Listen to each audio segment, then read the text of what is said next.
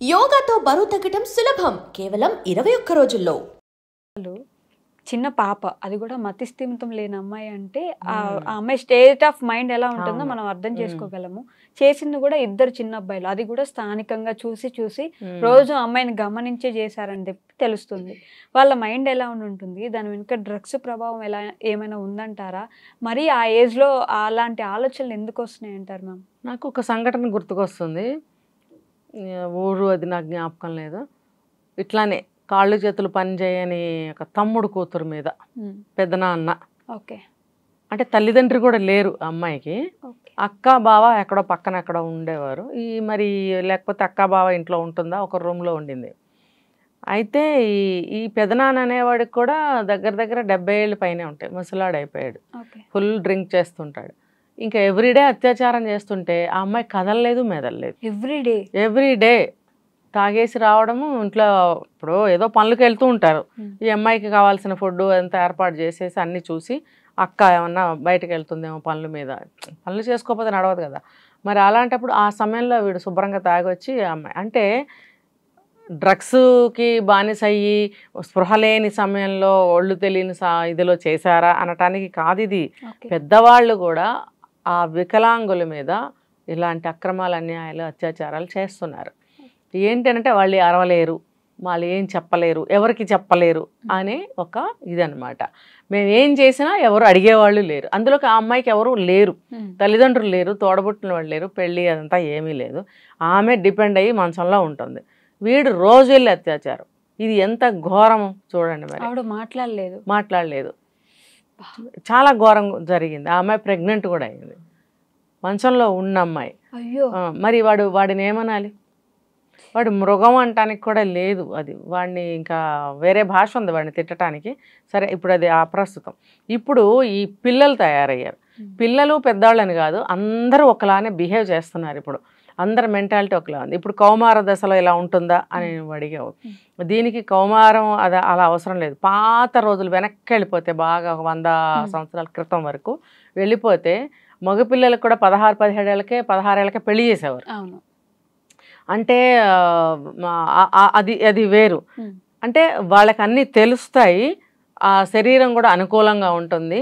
So పెళ్లి చేసేవారు. వీళ్ళు ఎక్కడ పక్కదారి పడతారో అని చెప్పి ఆడపిల్లలకి 10, 11, 9, 12, 14 ఎనీ ఏజ్లో చేసేవారు.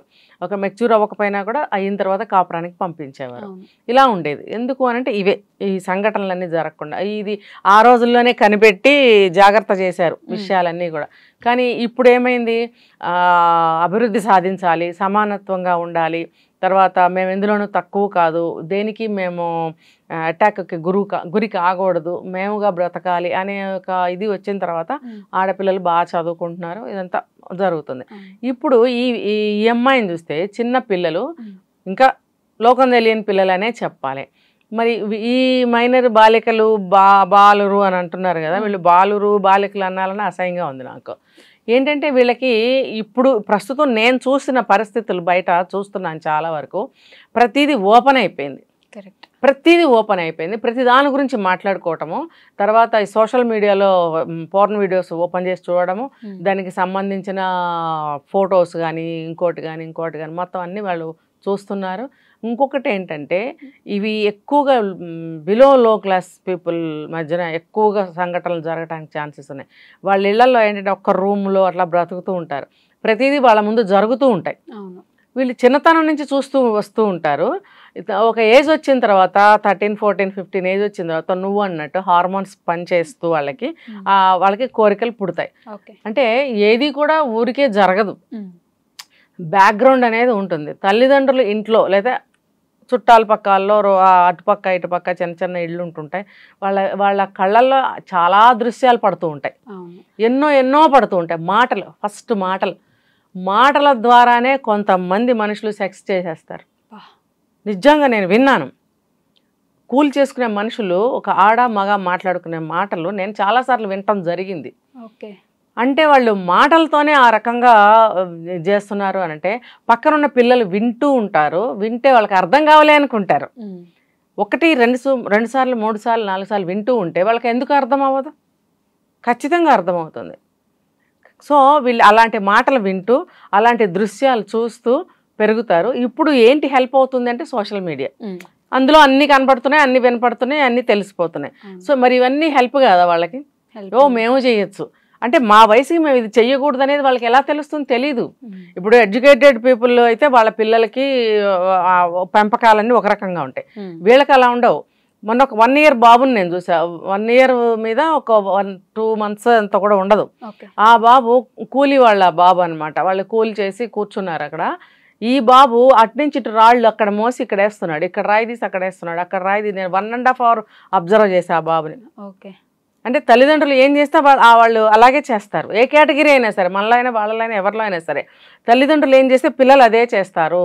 సో ఆ తల్లిదండ్రులు ఏం మాట్లాడుకుంటారు? ఏ పిచ్చి మాటలే మాట్లాడుకుంటారు. వీడికి అవే వింటూ ఉంటాడు.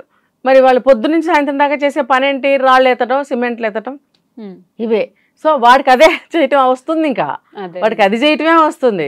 సో 1 year బాబు ఇంతంత చిన్న చిన్న రాళ్ళు అక్కడి నుంచి పట్టుకొచ్చి అది సరిగ్గా పెట్టలేకపోతే దాన్ని కదిపి కదిపి కదిపి ఇలా అని సెట్ చేశాడు. ఎంత వండర్ అయిందో నాకు. అంటే వాళ్ళు పని చేసేటప్పుడు అబ్జర్వేషన్ అనమాట ఈ అబ్బాయి, రాయి ఇలా పెట్టాలి అని. సో ఏ మాట మాట్లాడినా అదే నేర్చుకుంటాడు, ఏ దృశ్యాలు చూస్తాడో అదే కరెక్ట్ అనుకుంటాడు. ఇప్పుడు ఆ కేటగిరీ ఆఫ్ పీపుల్ పిల్లలతో ఏం మాట్లాడతారు, ఏం నేర్పించగలుగుతారు, అవే వాళ్ళు నేర్చుకుంటారు, నేర్పగలుగుతారు. చదువుకున్న వాళ్ళైతే వేరే విషయాలు నేర్పిస్తారు. సో పాష్గా ఉంటారు, వాళ్ళకు కూడా కొంచెం మంచి చెడ్డలు తెలుస్తాయి. అయితే వీళ్ళకి అసలు కంప్లీట్ గా అవకాశమే లేదు ఒక మంచి నేర్చుకోవడానికి. ఎక్కడన్నా నోటికి ఒకళ్ళు ఇద్దరు ఉంటారు, ఏ అదొద్దు ఇదొద్దు అనేవాళ్ళు ఉంటారు. నువ్వు ఈ పనిగా చేసేది, నువ్వు చదువుకోవాలి అనేటోళ్ళు తక్కువ ఉంటారు. కానీ ఇదే ఎక్కువ చూసి పెరుగుతుంటారు. సో ఒక ఏజ్ వచ్చిన తర్వాత వాడికి ఒక సాధనం కావాలి. ఇప్పుడు చూస్తున్నాడు ఇక్కడ చుట్టుపక్కల అమ్మా నాన్నలు కానీ చుట్టుపక్కల కానీ వేరే ఎక్కడైనా చూస్తూ ఉంటాడు. అది నేను చేయాలి, నాకు ఎలా కుదురుతుంది, నేను ఎవరితో చేయాలి, ఒక సాధనం కావాలి. అది పిచ్చిపిల్ల, మంచి పిల్ల, చిన్నపిల్ల, పెద్ద పిల్ల, ముసలా ముతక అనవసరం. వాడికి ఒక సాధనం, వాడి దృష్టిలో ఆ అమ్మాయి కాదు, ఒక సాధనం అంతే.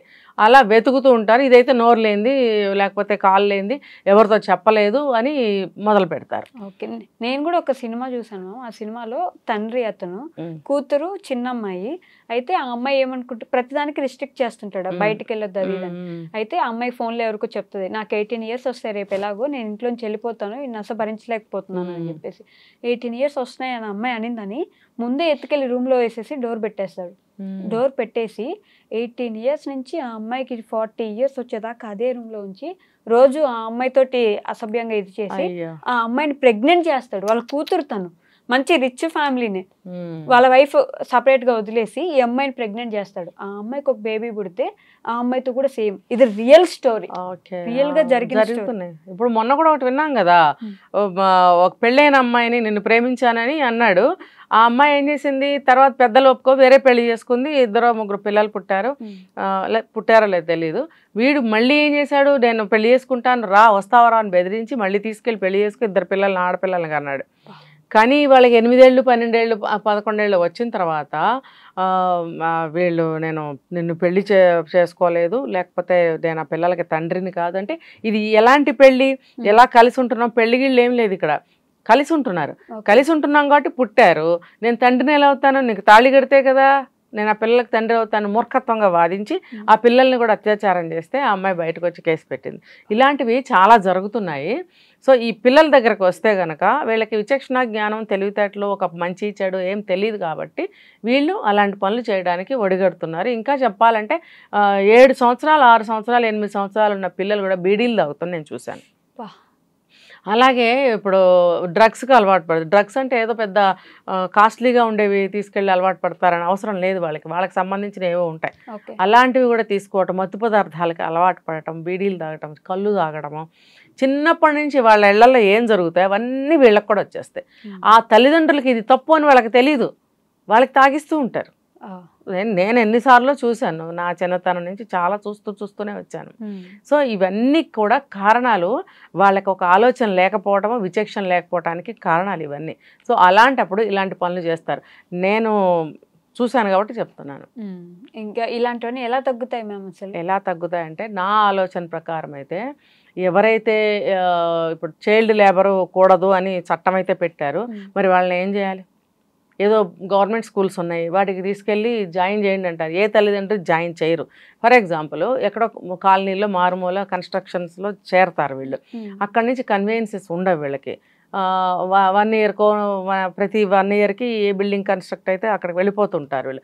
మళ్ళీ ఆ ఏరియా మారిపోయినప్పుడు మళ్ళీ స్కూల్ ఇబ్బంది అవుతుంది, చదివించలేకపోతున్నారు. మరి గవర్నమెంట్ స్కూల్స్ ఎన్ని ఉంటే కూడా వీళ్ళు ఎందుకు చదవలేకపోతున్నారు? వాళ్ళు తీసుకెళ్ళాలి తీసుకురావాలి. ఎలా వెళ్తారు వాళ్ళు? అమ్మోళ్ళ నుంచి వాళ్ళకి ఒక కన్వీనియన్స్ వెహికల్ కావాలి. పిల్లలు వాళ్ళకే వాళ్ళు వెళ్ళలేరు, మరి దారి తప్పుతారు, అటు ఇటు పోతారు.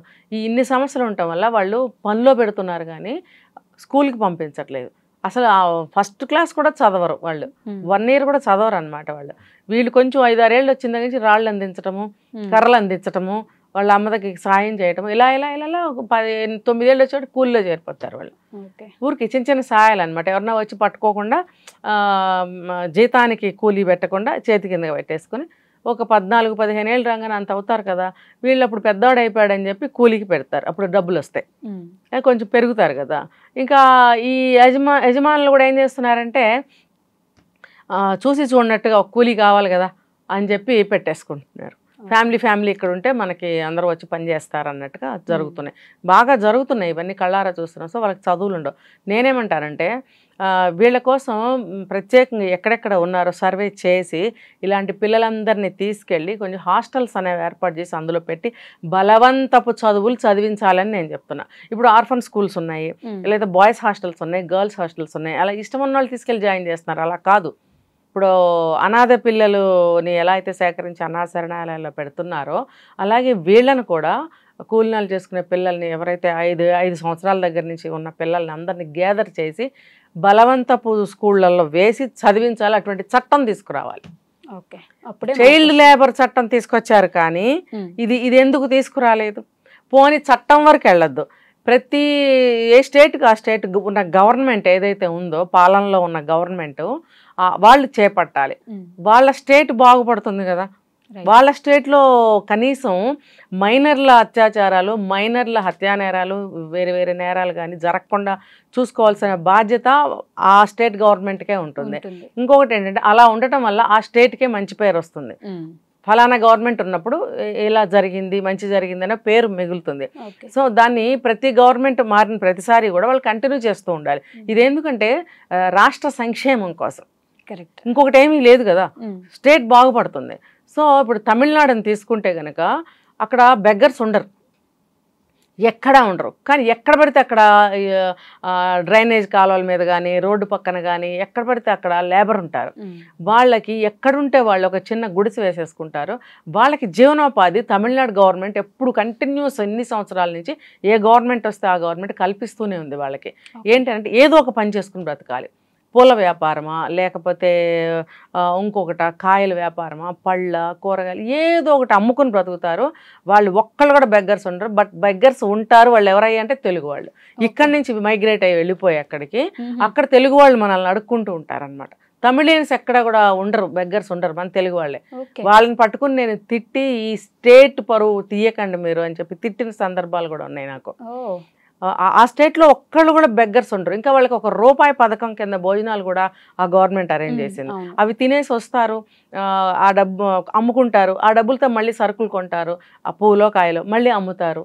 అలా వాళ్ళు సొంతంగా బ్రతుకుతున్నందుకు గాను జయలలిత గారు ఉన్నప్పుడు వాళ్ళకి టీవీలని, మిక్సీలని, గ్రైండర్లని ఇలా చాలా వస్తువులు కూడా ఇంటికి సంబంధించినవన్నీ ఇచ్చారు కూడా. కరెక్ట్. కనీసం వాళ్ళ అక్కడ ఇంకొక బిజినెస్ ఉంది. ఏంటో తెలుసా? పిండి రుబ్బుకుని దోశ పిండి, ఇడ్లీ పిండి ప్యాక్ చేసి ఆ పిండి కూడా అమ్మే బిజినెస్ చాలా బాగుంది. ఇప్పుడు అక్కడ చూసే మన వాళ్ళు ఇప్పుడు మొదలు పెట్టారు. ఇది ఇందాక మనం లారెన్స్ గారిది మనం మాట్లాడుకున్నప్పుడు ఎలా అయితే కంపేర్ చేసామో ఇక్కడ కూడా ఆ కంపారిజనే నాకు కనిపించింది. ఏంటంటే వాళ్ళేమో ₹15కి ₹20కి కేజీ పిండి ప్యాకెట్ అమ్మితే దోశ పిండి, ఇక్కడ మన వాళ్ళు 60-70, అది కూడా కేజీ ఉంటుందా లేదా తెలీదు. ఇంత ప్యాకెట్ వచ్చేసి అది ఎన్ని దోశలు వస్తాయి, ఎన్ని ఇడ్లీలు వస్తాయి, టూ మచ్ అనమాట. ప్రతిదీ అలాగా వంకర చేసేస్తున్నారు విషయాన్ని. అలా చేయకూడదు. అసలు మీరు ఆ బిజినెస్ చేస్తున్నది దేనికి? ఎవరికైనా సహాయం కోసమే కదా. పాపం జాబ్కి వెళ్ళేవాళ్ళు, వాళ్ళకి ఇబ్బంది అవుతుందని మీరు అమ్ముతున్నప్పుడు ఆ పిండి రేట్ అంత ఉంటుందా అని మీరు ముందు అనుకోండి. అంత ఉండదు. తమిళనాడులో అయితే ₹10 దగ్గర నుంచి నాకు తెలుసు మేబీ ఇప్పుడు ₹20 ఉంటుందో, ₹25 ఉంటుందో కేజీ పిండి. ఇది కేజీ ఉందా నాకు తెలియదు. అలా వాళ్ళకి అలా ఆ బిజినెస్ చేసుకోవడం కోసం గ్రైండర్లు మిక్సీలు కూడా ఇచ్చారు వాళ్ళకి. టీవీ ఎందుకు ఇచ్చారు? లోకం తెలుసుకోండి, ఎలా బ్రతకాలో నేర్చుకోండి, రాజకీయాలు ఎలా ఉన్నాయో తెలుసుకోండి, బయట సివిల్ ప్రపంచంలో ఎలా ఉందో తెలుసుకోండి, నాలెడ్జబుల్గా బ్రతకండి, తెలివి తక్కువగా ఉండకండి, తెలివి పెంచుకోండి అని చెప్పి ఇలాంటి వస్తువులు వాళ్ళకి ఇవ్వటం వల్ల నిజంగా తమిళనాడులో చాలా బాగా ఉంటారు. మరి అలాంటివి ఏమన్నా ఇక్కడ ఉన్నాయా? లేవు. ఆ పథకాలు పెడుతున్నారు, కోట్లు ఖర్చులు అవుతూనే ఉన్నాయి, కానీ ఉపయోగకరంగా లేవు అని నేను అంటున్నా, అంతకుమించి ఏం కాదు. అలాగే ఇప్పుడు ఇది తీసుకుంటే కనుక ఈ లేబర్ని, వీళ్ళకి ఇలాంటి ఉపాధి పథకాలు ఇవన్నీ కూడా లేవు. ఇంకా ఈ పిల్లల్ని కనీసం ఈ పథకం కింద అయినా సరే బలవంతంగా తీసుకెళ్ళి కొన్ని హాస్టల్, ఏ ఏరియాకి ఒక హాస్టల్, ఆ ఏరియాకి ఒక హాస్టల్ అట్లా పెట్టినట్టయితే పిల్లలన్నీ అక్కడ పడేస్తే వెళ్ళి వారానికో 15 రోజులకో చూసుకుని వస్తారు, వీళ్ళ కూలి వీళ్ళు చేసుకుంటూ ఉంటారు. అట్లా ఫ్రీ హాస్టల్స్ అనేవి వాళ్ళకి పెడితే ఇలాంటి నేరాలు ఆగుతాయి, తగ్గటం కాదు, ఆగుతాయి. వాళ్ళు బయటకు వచ్చి ఎక్కడికి వచ్చి ఏం చేస్తారు? చేయరు. ఉన్నాయి కదా అంటే ఉండటం కాదు, ఇలా ప్రత్యేకంగా ఊళ్ళ నుంచి మైగ్రేట్ అయ్యి ఒరిస్సా వాళ్ళు, బీహార్ వాళ్ళు, ఆంధ్ర వాళ్ళు ఎంతమంది వచ్చి ఇక్కడ కూలి చేసుకుంటున్నప్పుడు వాళ్ళకి ఒక దిక్కుమొక్కు టికాణా ఏం లేదు ఇక్కడ. వాళ్ళతో పాటు ఇలా పిచ్చిగా పెరుగుతున్నారు, ఇలాంటివి జరుగుతున్నాయి. కాబట్టి ఇలాంటి పిల్లలందరినీ ఆ ఏరియా అని చెప్తున్నాను నేను, అక్కడ హాస్టల్లో పడేస్తే వీళ్ళు కాంట్రాక్ట్ అయ్యే వరకు అక్కడ చదివించుకుంటారు, ఆ హాస్టల్లో ఉంటారు, ఒక మంచి విద్యని బుద్ధిని పొందగలుగుతారు. ఇంకో ఏరియాకి వెళ్ళిపోయినప్పుడు ఆ ఏరియాలో కూడా ఒక హాస్టల్ ఉన్నట్టయితే మళ్ళీ పిల్లల్ని అక్కడ పెడతారు. కొద్దో గొప్ప 10th వరకు అయినా చదువుకోగలిగితే వాళ్ళకి విచక్షణ అనేది పనిచేస్తుంది. And for more videos, please subscribe to iDream. Please subscribe to iDream. Please subscribe iDream. And please subscribe to iDream. For more videos, subscribe to iDream. please like, share and subscribe to the channel. Congratulations, iDream. Subscribe to iDream. Subscribe to iDream. So subscribe to iDream Media. iDream ki iDream team andarki huge congratulations. Please subscribe iDream Media. Please subscribe to iDream. Subscribe iDream. Please subscribe to iDream. iDream అంటే నా కళల channel subscribe చేసుకున్న నోరు తిరుగుతలేదు, మీరైతే గంట గుర్తు కొట్టండి. For more such videos, please subscribe to iDream. Subscribe to iDream. Please subscribe to iDream. Please subscribe iDream Media. Please do subscribe to iDream. Please subscribe to iDream Media. For best entertainment and information, please subscribe iDream. And don't forget to subscribe to iDream.